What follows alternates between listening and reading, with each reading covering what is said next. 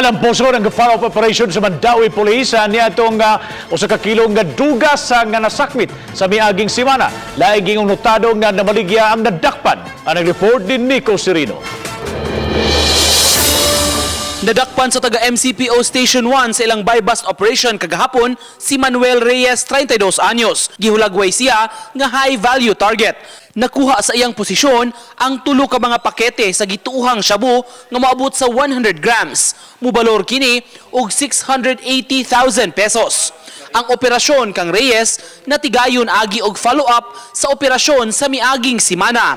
Kundi nadakpan si Nino De Velos, kinsa kuhaan og kapin sa usa ka kilo sa drogas nga dunay DDB value nga 6.8 million pesos. Tuta nga membro ni sila sa usa ka grupo, diin usa ni sila mga kaning atong nadakpan at atong buntag, membro ni nila kunya diin katong ang ilang shabu nga nakuha namo, usa ni sa nga magibinda ning mga kaning among nadakpan karon.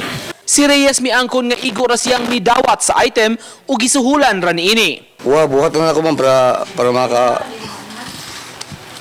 makakaon ko man ba? Para sa kuang kaugalingon ba? Uban ni Marlon Melgazon, Nico Sereno, Balitang Bisdak.